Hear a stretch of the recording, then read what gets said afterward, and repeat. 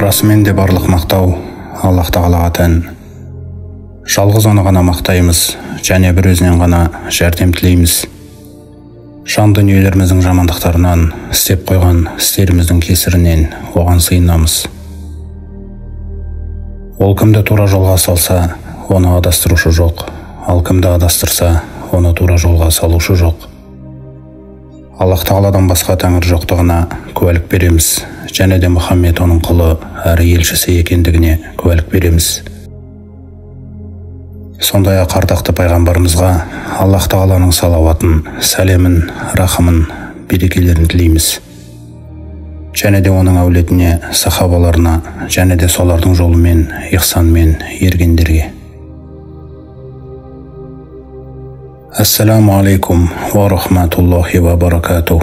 Құрметті жамағат, біз сіздермен Рамазан айының тәлім тәрбиесіндеміз. Аллах Тағаланың сәттілігін тілей отырып, бүгін сіздермен Рамазан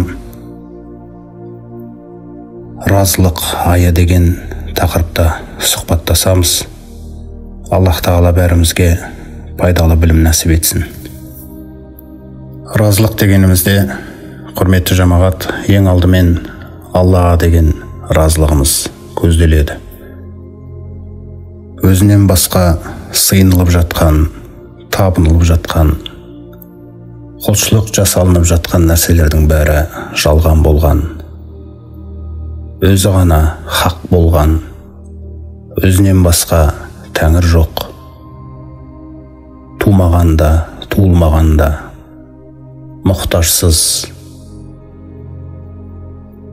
серігі болмаған, күллі кемшілік сипаттардан пәк болған, теңдесі жоқ, күллі көркем есімдер мен ұлы сипаттар бір өзіне ғана тән болған Аллах Тағаламызға,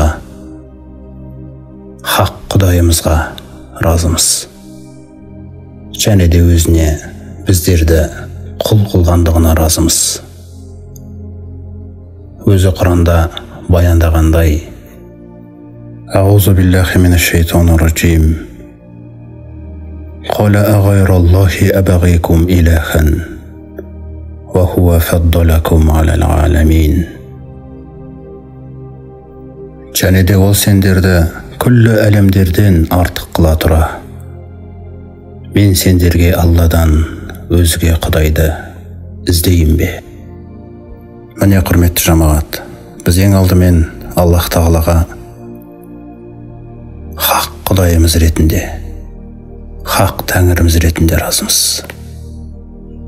Кейін біз оған қаншалаған шексіз нығметтеріне бөлегені үшін, қаншалаған жақсылықтарымен қоршағаны үшін, жердің бетіндегі күллі нәрселерді біздің қызметімізге арнап істетіп қойғаны үшін, аспандағы күн мен айды, жұлдыздарды, теңіздегі кемелерді, жердегі өзендерді, бақшаларды, күллісін біздің қызметімізге, еркімізге бағындырып қойғаны үшін, біз оған Раббымыз ретінде разымыз, тәрбиешіміз ретінде разымыз. Өзі Құранда пайғамбарымызға саллаллаху алейхи вассалам айт деп бұйырғандай: Аузу биллахи минаш шайтанир раджим. Қул ағайраллахи абғи раббан, ва хуа раббу кулли шей. Айт оларға: ей пайғамбар, ол күллі нәрсенің Раббысы бола тұра, мен Алладан өзгені Раббы етіп қалайын ба? Алладан өзге Раббыны іздейін бе? Сондай-ақ құрметті жамағат, біз үшін Алладан артық қамқоршы, Алладан артық адал ешкім жоқ. Аллах Тағала бізді сүйгендей ешкім сүйе алмайды. Аллах Тағала бізге жақсылықтарды сүйгендей ешкім жақсылықтарды бізге олай сүйе алмайды. Және де Аллах Тағала бізді жамандықтардан сақтағандай, ешкім бізді жамандықтардан олай сақтай алмайды. Біздің айналамызда қоршаған жақсылықтардың күллісі оның бізге берген нәрселері.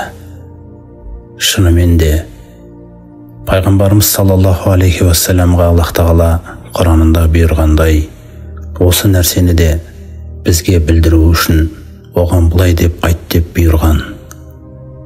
Аузу биллахи минаш шайтанир раджим. Қул ағайраллахи аттахизу валиян фатирис самавати вал арди ва хуа ютғиму ва ла ютғам. Қул инни умирту ан акуна аувала ман аслам ва ла такунанна минал мушрикин. Ей пайғамбар, айт оларға, көктер мен жерді бұрын соңды болып көрмеген үлгідей жаратқан, сондай-ақ күллі жаратқан нәрселерін тамақтандырған, әм өзі олардан тамақ талап етпеген, мұқтажсыз болған Алладан өзгені қамқоршы тұтайын ба? Айт оларға, ей пайғамбар, расымен де маған бұйырылды, осы үмбеттің ең әуелгі мұсылманы болуым. Сондай-ақ, ей пайғамбар, Алла Тағалаға серік қосушылардан болма. Міне құрметті жамағат, қамқоршы деген, адалдық деген мағына. Раббың өзіңе адал болғандай, сен де оған адал бол деп отыр. Маған серік қосушылардан болма. Аллах Тағаланы өзіңе қамқоршы тұт деген нәрсе бұйырылуда. Шынымен де Аллах Тағаланың қамқоршылығы біз иман келтірсек те, қаншалаған тұстарымыз әлі де қараңғылықтарда. Міне сол қараңғылықтардан толық бізді нұрына шығару үшін Аллах Тағала бізге деген адалдығын ешқашан тоқтатпайды. Бақара сүресінде баяндағандай, Аузу биллахи минаш шайтанир раджим. Аллаху валиюллазина аману. Аллах Тағала иман келтіргендердің қамқоршысы, адалы, досы. Енді көрінісіне қараңыздар. Юхриджухум миназ зулумати илан нур. Қараңғылықтардан нұрға қарай шығарып отырады дейді. Ал енді кәпірлердің қамқоршылары, достары, сүйіктілері туралы былай дейді. Валлазина кафару. Ал енді кәпірлерге келсек, аулияухумут тоғуту. Олардың достары, сүйіктілері, қамқоршылары шайтандар. Шайтанның тарапынан ешқандай адалдық жасалмайды оларға. Көрінісіне қараңыздар. Юхриджунахум минан нури иля зулумат. Оларда нұрдан қараңғылықтарға қарай шығарып отырады.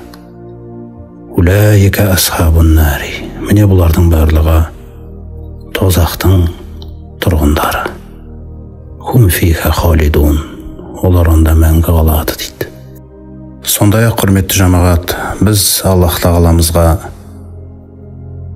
төрешіміз ретінде разымыз. Себебі ол бізге дұрыс пен бұрыстың арасын, ақ пен қараның арасын ажырататын үкімдерімен қуаттайды. Оның тарапынан баяндалған үкімдердің барлығы ол Аллах Тағаланың білімі, ол Аллах Тағаланың даналығы.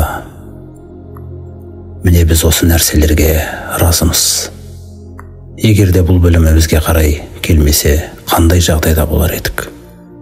Сондықтан да осының мәнін түсіндіру үшін Аллах Тағала пайғамбарымызға саллаллаху алейхи уассалам Құранында былай деп айт дейді.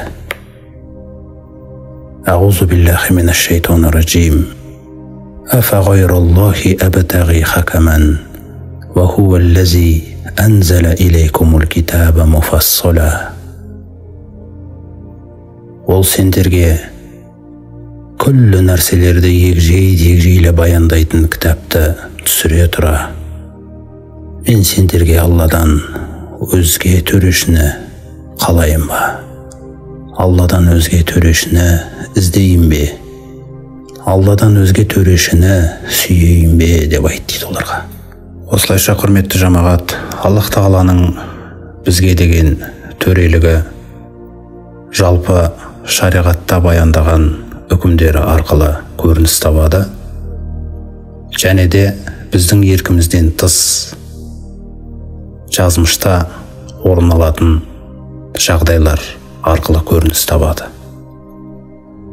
Міне бұл Аллах Тағаланың төрелігі, бұл Аллах Тағаланың әмірі. Шариғаттағы үкімдеріне де разымыз, сондай-ақ еркімізден тыс болатын сынақтарына да разымыз. Мұсылманның жан дүниесіндегі халі осы разылықпен байлану керек. Себебі Аллах Тағала біледі не істеп жатқандығын, біледі, ал біз білмейміз. Міне біз сол білмейтіндігімізді оның біліміне разы болуымыз арқылы білгендей боламыз. Біз сол арқылы оның даналығын, білімін ұлықтаған боламыз. Және де бұл күйіміз Аллах Тағаланың махаббатына қол жеткіздіреді.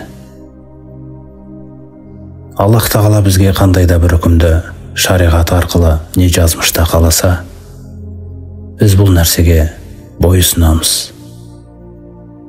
Разы болған күйде. Бізде басқаша таңдау olmaydı. Өйткені басқаша таңдау ол наразылық деп аталады. Аллах Тағала Әл-Ахзаб сүресінде бізге баяндағандай: Аузу биллахи минаш шайтанир раджим. Ва ма кана ли муъминин ва ла муъминатин иза қада Аллаху ва расулуху амран ан якуна лахумул хиярату мин амрихим ва ман яғси Аллаха ва расулаху фақад далла далалан мубина. Аллах Тағала және де оның елшісі қандай да бір істі шешкен кезде, болды, шешілді. Қандай да бір істі шешкен кезде ешбір мұъмин ерде, ешбір мұъмин әйелде өз тараптарынан басқаша таңдау жасауларына хақылары жоқ дейді. Міне сол Аллах Тағала мен елшісі қандай да бір істі шешкен болса, сол шешіміне қатысты кім Аллаға және елшісіне тілазарлық қылса, яғни бойұсынбаса, басқаша істеуді қаласа, онда ол анық түрде адасқан болды дейді, тура жолдан. Осылайша құрметті жамағат, Аллах Тағала шариғатында қандай да бір істі бізге бұйырған болса, қандай да бір істен бізді тыйған болса, бұл шариғаттағы үкімі, Алла Тағаланың төрелігі солай шешті. Міне біз осы нәрсеге бойұсынамыз, және разы болған күйде бойұсынамыз. Сондай-ақ біздің ықтиярымыздан тыс жазмышта қандай да бір сынақтарды ұйымдастырса, ол да Аллах Тағаланың білімі, ол да Аллах Тағаланың шешімі, даналығы. Біз ол нәрсеге де бойұсынамыз, разы болған күйде. Осылайша біз шариғаты тұрғысынан да, жалпы тағдырдағы жаңағындай жазмыштары тұрғысынан да тура жол табамыз. Мысалы, құрметті жамағат, Аллах Тағалаға бойұсыну жолында Аллах Тағала бізді кейде молшылықпен сынайды. Молшылықпен сыналған кезімізде біздің бойұсынуға қарай киетін киіміміз шүкірлік деп аталады. Яғни біз сол молшылықта Аллах Тағалаға шүкір етеміз.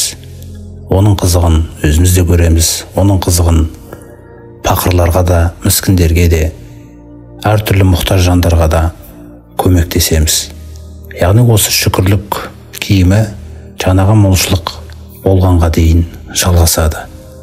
Және осы молшылық кезінде біздің Алла тағаланың әміріне разылығымыз ол молшылықтың өзі бір жанға, нәпсіге ұнайтын нәрсе болғаннан кейін оңай жүзеге асып жатады. Яғни разымыз, Алла тағала бізге молшылық берді. Ал енді Алла тағала бізді кейде таршылықпен сынаған кезде біздің бойұсынуымыз сабырлық деген киімді киеді. Ол киімді кимесең де киесің. Өйткені сабырлықтың төменгі деңгейі көну жүзеге асады. Өйткені біз ол жағдайды өзгерте алмаймыз. Алла тағала ол жағдайды белгілі бір мерзімге дейін әкелген. Алайда сол таршылық келген кезде де Алла тағалаға разы болу деген күйді жасай алуымызды Алла тағала қалайды бізден. Яғни сонда біздің жағдайымызға қарасаңыз, Алла тағала бізді жақсылықпен сынаса да разымыз, нәпсіге ұнамайтын нәрсемен сынаса да разымыз. Міне осы күйімізді бір қалыпты қылуды Алла тағала қалайды. Өйткені ар жағында ол сізді жаңағындай бір таршылықпен сынаған кезде, ол оның сізге деген білімі келген. Ол сіз білмейтін нәрсені біледі. Сол себептен оны жіберген. Менің біліп жүрген нәрсем тек сол молшылық еді. Яғни мен ойладым, сол молшылық маған жеткілікті жақсылық шығар деп, шүкір етіп жүрдім деп. Алайда Алла тағала ол молшылықтан гөрі таршылықтың мен үшін жақсырақ екендігін білді. Және де сол білімі арқылы жаңағы таршылықты ұйымдастырды. Тіпті сондай бір таршылық болмаса да, мысалы, бақшамыздағы бір өсіп тұрған бір 10 шақты ағашымыз 3-4 жыл болды жеміс беріп жатыр. Сөйтіп, тағы да солай болады деп ойлағанымда, келесі жылы жеміс бермей қалды. Міне сол жеміс беруі де, ол бақшаның жеміс бермеуі де, бұл Алла тағаланың әмірі. Осы әміріне мен жеміс берген кезінде қалай разы болсам Аллаға, жеміс бермеген кезінде де разы болуды үйрену керекпін. Өйткені осы арқылы сіз Алла тағаланың білімін паш етесіз. Алла тағаланың даналығын ұлықтайсыз. Разысыз, және сол разылығыңыз арқылы Алла тағаланың махаббатына қол жеткізесіз. Әйтпесе, құрметті жамағат, біз өзіміздің ойымыздағыдай болса екен деген жағдайға үйренісіп қаламыз. Алла тағала ондай нәрсені бізге қаламайды. Өйткені жаңағындай молшылық келген кезде мен разы болдым Аллаға. Бірақ не үшін разы болдым? Өйткені менің ойымдағыдай болды, нәпсіме ұнайтындай болды. Мен сол себепті разы болдым. Ал енді Алла тағаланың қалауы, даналығы, білімі, жаңағының жеміс бермей қалуын қалаған кезде, солай шешкен кезде мен разы болмай қалдым. Міне, разы болмай қалдым, өйткені менің көңіліме жақпай қалды жағдай. Сонда ақиқат менің көңіліме еретін болса, онда ол ақиқат бола ма? Қашан менің көңілім ақиқатқа ереді? Міне сол арқылы менің иманым, Аллаға деген мұсылмандығым кемелденеді. Әйтпесе, мысалы, Алла тағала кезінде Исраил ұрпақтарын қаншалаған пайғамбарлар жіберіп сынаған еді. Оларға әрдайым бір пайғамбар келген кезде, және де ол пайғамбар Алла тағала тарапынан олар үшін жақсы болатын нәрсені сөйлеген кезде, олардың сөйлегендері олардың көңілдеріне жақпай қалды. Міне олардың көңілдеріне жақпай, өздерінің көңілдерін елші сөйлеп тұрған нәрседен артық көргендіктен, неге біздің көңіліміздегідей болмайды? Алла тағаланы өздерінің көңілдеріне қарай ерткісі келеді. Солайша елшіге наразылық танытады. Сол елшінің сөйлеп жатқан әмірлеріне наразылықтары қандай іске апарды дейтін болсаңыздар, сол пайғамбарлардың көпшілігін олар өтірікке шығара салған. Қараңыз, көңілдеріне жақпағаны үшін өздеріне келіп тұрған елшінің ақиқат екенін біле тұра, Алла тағаланың ақиқат екенін біле тұра, елшінің сөйлеп жатқан бұйрықтары хақ екендігін біле тұра, көңілдерін үстем қылып, жаңағы елшілерді халықтың арасында өтірікке шығара салған. Онымен қоймай, кейбір пайғамбарларда көңілдеріне жақпағандық үшін ғана өлтірген. Сондықтан да олардың күллісінің ар жағында пайғамбарлар деген аталары болса да, небір пайғамбарлардың тұқымдары болса да, Аллах тағаланың қарғысына ұшырап кетті. Өйткені Аллах тағала адамның осы көңілін сынайды. Сен өзіңе ұнаған кезде ғана разысың ба Аллаға, әлде саған ұнамай қалған кезде де разысың ба? Міне қашан бізге ұнамай қалған кезде жағдай разы бола алсақ, біз Аллах тағала Алланың әмірін түсініп жымия алсақ, міне тура жол қайда жатыр, құрметті жамағат. Алла тағалаға разымын деген сөзіңіздің ақиқаты осы күйде көрініс табады, құрметті жамағат. Қашан біз Аллах тағалаға осындай сынақтарының кезінде, жазмыштағы сынақтарының кезінде разы халді ұстана аламыз, адамның жүрегіне тыныштық ұялайды, қуаныш ұялайды. Біз көп адамдар біле бермейтін жаңағы сынақтың артындағы нәрсені көре білдік, сезе білдік. Міне құрметті жамағат, Аллах тағала бізге 5 уақыт намазды бұйырды, оның уақыттарымен, оның қалай орындалу керек амалдарымен, шарттарымен біз разымыз. Қалай бізге бұйырды, солай біз оны орындаймыз. Біздің мақсатымыз оның разылығына жету. Мына нәрсені түсініп алайық қағида. Аллах тағаланы сүюіміз арқылы, Аллах тағаланы күллі нәрседен артық сүюіміз арқылы біз Алланың махаббатына жолығамыз. Сондай-ақ Аллах тағаланың әміріне, мейлі шариғаттағы, мейлі жазмыштағы әміріне разы болуымыз арқылы біз Алланың бізден разы болуына жолығамыз. Егер де Аллах тағаланың бізден разы болуына осы өмірдегі біздің разылығымыз кілт болса, құрметті жамағат, онда ол міндетті түрде біздің өмірімізде орын табу керек. Сондықтан осы күнге дейін өміріңізде болған әртүрлі сынақтардың барлығы сол күйді сізге полировать етіп беру үшін болып жатыр. Ол әлі де бола береді. Солардың барлығы жаңағы күйге жеткізу. Соны біз түсініп алсақ, біз сол күйге жетсек, онда оның ар жағы тыныштық болады. Көбінесе адамның жаңағы уайым, мұң, қайғы деген нәрселерді денсаулығына зиян келтіретін дәрежеге дейін істету, осы Аллах тағаланың жазмышына разы болмағандықтың, разы бола алмағандығымыздың кесірі. Қашан біз жаңағындай тауқыметтердің кезінде адам болғаннан кейін уайымдаймыз, қайғырамыз, алайда біздің ішкі дүниемізде Аллаға деген разылық жатыр.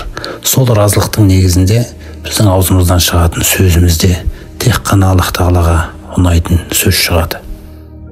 Мысалы, пайғамбарымыз саллаллаху алейхи уассаламның Ибрахим деген ұлы шетінеген кезде, сол кезде пайғамбарымыздың көңілі түсті, көзінен жас тамды. Алайда пайғамбарымыз саллаллаху алейхи уассалам біз тек қана Раббымызды разы қылатын сөзді ғана айтамыз дейді.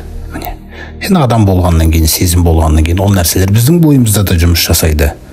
Бірақ жан дүниемізде біз білеміз Алла тағаланың не істеп жатқандығын, және разымыз оған. Және ол разы болатын сөзді ғана аузымыздан шығарамыз. Және айналамызға Аллах тағаланың жазмыштағы істерінің құпия сырын осылай таныстырамыз. Өйткені біз бұны таныстыра алмасақ, онда адамдар бұл нәрсеге қалай танысады? Сондай-ақ мысалы Урва ибн аз-Зубайр радиаллаху анхума, әкесінен де өзінен де разы болсын Аллах тағала, әкесі Зубайр ибн Ауам бір күні бір сапарға шыққан кезінде оның аяғына бір жара түседі.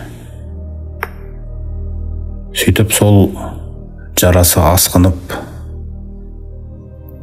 мына санына қарай кетіп бара жатқандықтан дәрігерлер қарап, аяғыңызды кеспесек болмайды дейді, әйтпесе ары қарай өтіп кетуі мүмкін дейді. Сөйтіп ол көнеді. Сол аяғын кесіп жатқан кезде өзімен бірге сапарға ұлдарының ең кенжесін алып шыққан болатын.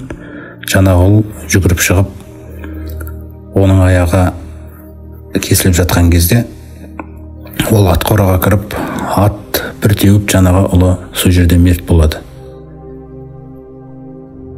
Сонда оған қарай адамдар кіріп келіп, аяғына да көңіл айтып атқан кезде, сондай-ақ мына жақта жаңағы өзіңізбен бірге еріп келген келіншегіңізді ат теуіп, ұлыңыз да мерт болып қалды деген кезде, Урва ибн Зубайрдың айтқан сөзі: Аллахумма лакал хамду, Аллахым, мен сені мақтаймын. Кана аулади сабға, менің ұлдарым жетеу еді, фаахаста вахидан ва абқойта ситта, біреуін алып, алтауын қалдырдың ғой Раббым. Ва кана ли атроф арбаға, менің 4 мүшем бар еді, яғни 2 қол 2 аяғын айтып жатыр. Фаахаста вахидан ва абқойта саласа, біреуін алып, 3-уін қалдырдың ғой Раббым. Фалаин кунта қат ахаста, фалақада ақтойта. Я Аллахым, ұлдарымның біреуін алдың, алайда бергеніңнің саны қанша.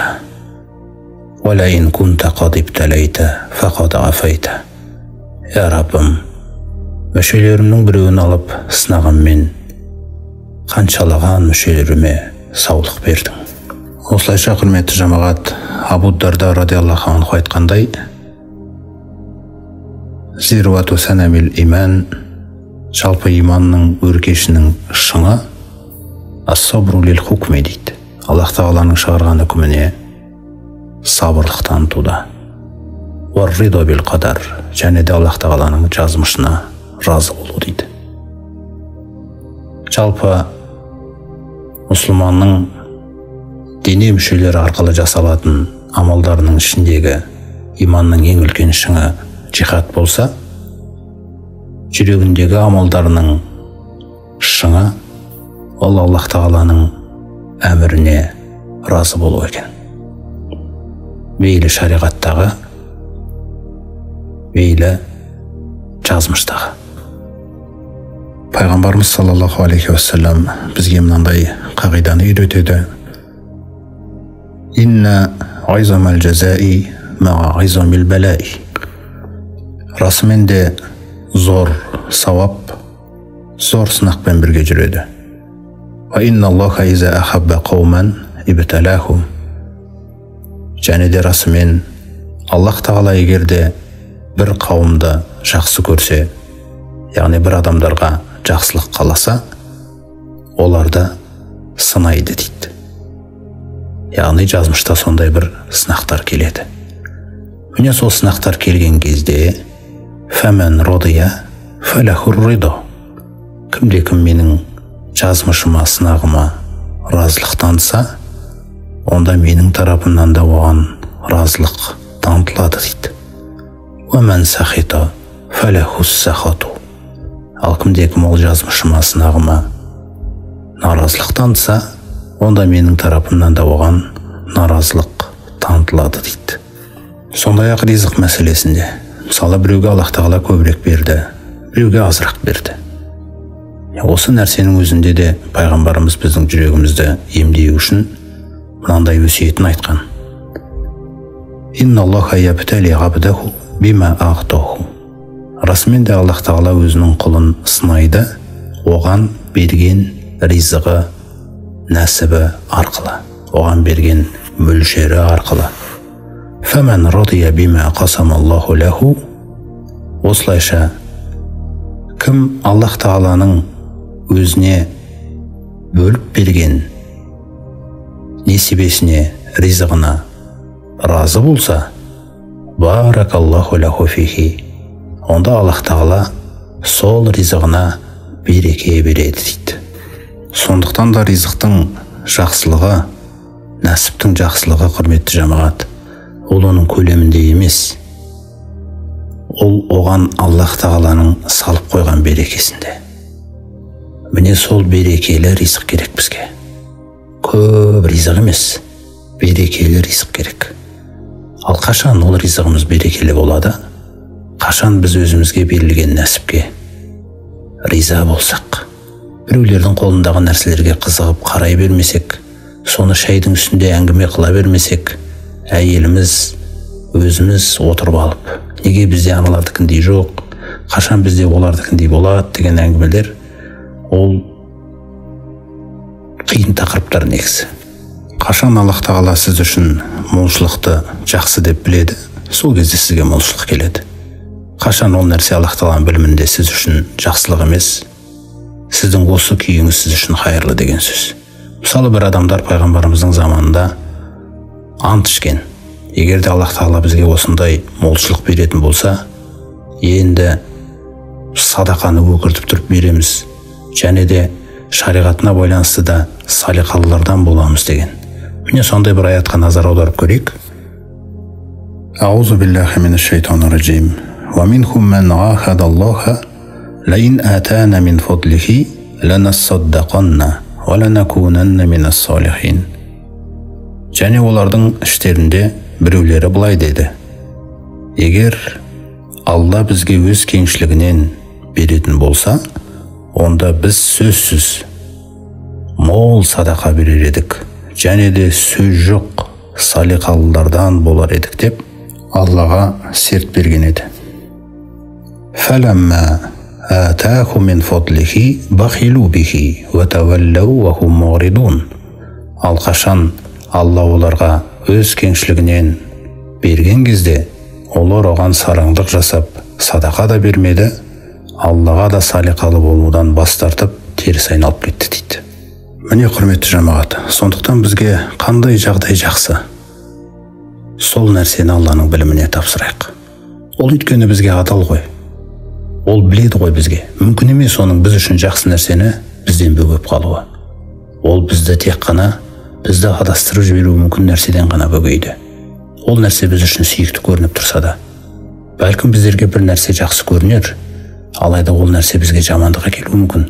Өмірімізге, иманымызға, ақыретімізге. Бәлкім бір нәрсе, кейбір жағдайлар жазмыштағы бізге ұнамас, алайда ол жағдайлар біздің иманымызға, Алланың алдындағы абыройымызға, ақыретімізге жақсылық әкелер. Міне сондықтан да жағдайыңыздың қай жағдай сіз үшін жақсы, соны Алланың біліміне тапсыруыңыз, және соны тапсыра алғандықтан біз разымыз Аллаға. Міне Алла тағаланың әміріне разылық деген нәрсе Алланың білімін өз ойлағанынан жоғары қою арқылы жүзеге асады. Әрдайым айтып жүріңіз: Алла біледі не істеп жатқанын. Алла біледі. Қай жағдай маған жақсы болса, Алла оны маған береді.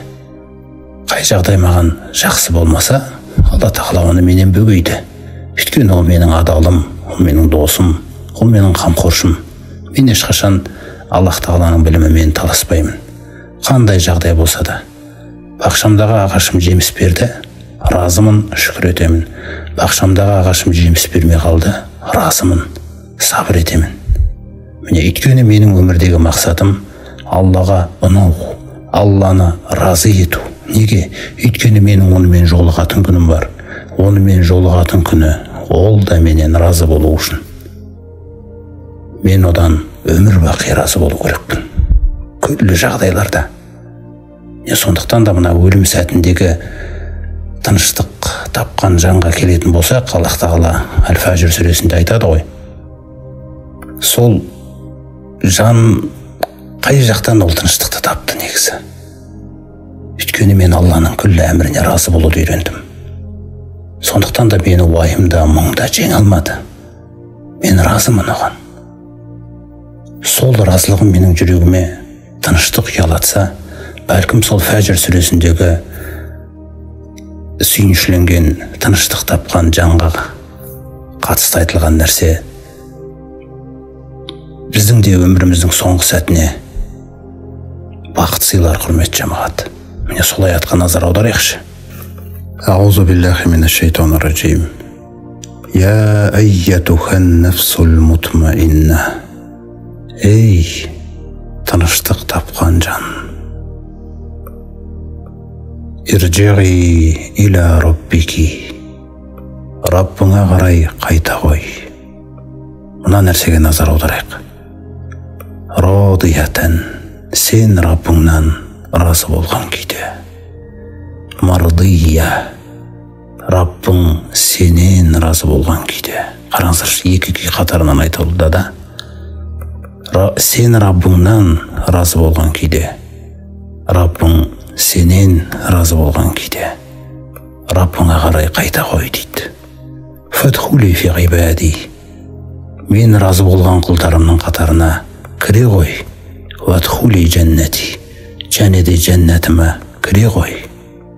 Міне осы нәрсе бізден бүгінгі күні әрбір сәтімізде, әрбір күнімізде, әрбір айымызда, әрбір жылымызда Аллах Тағаланың әмірі бізге шариғаттан нені қаласа, жазмышта тағы да жаңағындай сынақтар арқылы нені қаласа, біздің жан дүниемізде тек қана Алланың әміріне деген разылықпен қабылдау керек осы нәрсенің бәрін. Сұхбатымыздың соңын пайғамбарымыздың әдемі бір шырайлы хадисімен тәмамдаймыз. Мән қала хина ясмағул муаззина, кімде-кім азаншының даусын естіген кезінде ва ана ашхаду ан ла илаха иллаллаху вахдаху ла шарика лах, және мен де куәлік етемін, яғни азаншымен бірге жалғыз Алладан басқа тәңір жоқтығына және оның серігі жоқтығына, ва ашхаду анна Мухаммадан абдуху ва расулуху, және де Мұхаммед оның құлы әрі елшісі екендігіне.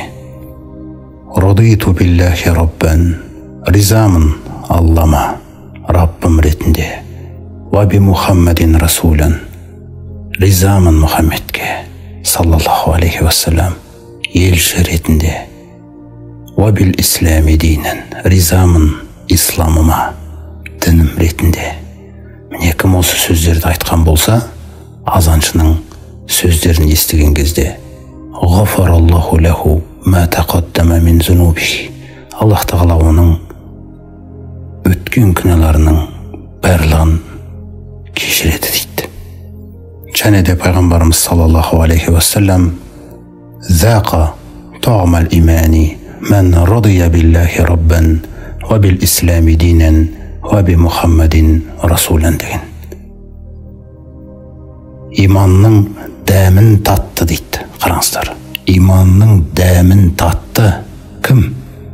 Кім Алласына Раббым деп риза болса, исламына дінім деп риза болса, және де Мұхаммедіне елшім деп риза болса, саллаллаху алейхи вассалам. Міне осы разылық адамның жүрегіне иманның дәмін таттырады екен, құрметті жамағат. Міне осы сөзді радиту биллахи раббан ва бил ислами динен ва би Мухаммадин расулан деген сөздерді әрдайым бір парызды атқарайын деп жатқан кезіңде, зекет берейін деп жатқан кезіңде, садақа берейін деп жатқан кезіңде, үйіңе бір шақырылмаған қонақ келіп қалған кезде, бақшаңыз жеміс бермей қалған кезде, тұмау тиіп қалған кезде, көлігіңіздің дөңгелегі жарылып қалған кезде, көлігіңіз ойдағыдай қызбай қалған кезде, яғни күллі жағдайларда біреу аяғыңызды басып кетсе, бір машина қасыңыздан өтіп батпақ шаш жіберсе де, күллі жағдайларда жүрегіңізге осы бір сөзді айтып тыныштық табыңыз. Біреулерге ақшалай сый-сияпат беріліп жатса, сізге берілмей қалса, біреулердің көзіне бір адамдар түсіп, сіз түспей қалсаңыз, осының барлығында разы болыңыз Аллах Тағалаға. Мынандай бір хадис еске түсіп кетіп жатыр. Саубан радиаллаху анхуден Аллах Тағаланың елшісі былай деп айтты дейді. Біз бір жиында отырған кезімізде Мән ятақаббалу ли би вахидатин ва атақаббалу лаху бил жанна дейді. Қазір мен бір амалды ұсынамын. Кім сол амалды ғана қазір менен алып, соны ұстануына уәде берсе, онда мен де оған соны ұстанғандығы үшін жәннатты уәде етемін дейді. Сонда Саубан айтады, мен айттым дейді, Аллахтың елшісі мен деп, мен. Сонда пайғамбарымыз саллаллаху алейхи ва саллям айтты дейді, ла тассалиннаса шайя. Қараңыздаршы, мына Алла Тағалаға разы болу деген нәрсе, құрметті жамағат, осы үшін өте керекті амалдардың біреуі. Пайғамбарымыз саллаллаху алейхи ва саллям айтып отыр, ей Саубан, адамдардан еш нәрсе сұрама дейді. Қараңыз қандай керемет нәрсе. Адамның жүрегінің тыныштығы үшін, өзі Алладан разы болу үшін, Алласы одан разы болу үшін керекті амалдардың бірі өмірде бүгінгі күні әлеуметтік жағдайларда да, туысқандар арасында да жетіспей тұрған нәрсе: адамдардан еш нәрсе сұрама дейді. Сәубан пайғамбарымыздың жаңағы берген уәдесі: егер сен оны ұстанатын болсаң, онда мен саған жәннатты уәде еттім деді ғой. Сондықтан осы Сәубанның келешектегі өміріне куә болған адамдар айтады: осы сөзден кейін Сәубан дейді, аттың үстінде отырып жерге қамшысы түсіп кетсе, ешкімге ана қамшымды әперіп жіберші деп айтпай, дереу өзі түсіп, сол қамшысына дейін жерден өзі алатын дейді. Міне қараңыздар. Міне, құрметті жамағат, сондықтан иншалла біз Аллах тағалаға разымыз. Осындай Рамазан айын нәсіп еткендігі үшін, осындай Рамазан айының оразасын парыз қылғандығы үшін, Рамазан айының оразасын бір ай бойы ұстауымызды парыз еткендігі үшін біз разымыз. Аллах тағаланың білімін осылай қадірлейміз, Аллах тағаланың қадірін осылай абайлаймыз. Біз ризамыз Аллах тағалаға. Себебі біздің осы Рамазан айының оразасы арқылы, сондай-ақ басқа да бұйырған амалдары арқылы тілейтін нәрсеміз ол тек қана жәннат емес, жәннаттан да үлкен сый бар. Құрметті жамағат, Тәуба сүресіндегі мына аятқа назар аударсақ, соны байқаймыз. Вағадаллахул муъминина вал муъминат. Аллах тағала мұъмин ерлерге және де мұъмин әйелдерге уәде етті. Жәннатин тәжри мин тахтихал анхару холидина фиха. Астарынан өзендер ағып жатқан және онда мәңгі қалатын жәннаттарда. Ва масакина тойибатан фи жәннати ғадн. Сондай-ақ ғадн жәннаттарындағы керемет, тамаша пана жайларда. Ва ридуанум мин Аллахи акбар. Және де Аллах тағаладан болатын разылық, ол өте үлкен сый. Залика хуал фаузул азим. Міне осы үлкен табыс, үлкен жеңіс, зор жетістік дейді.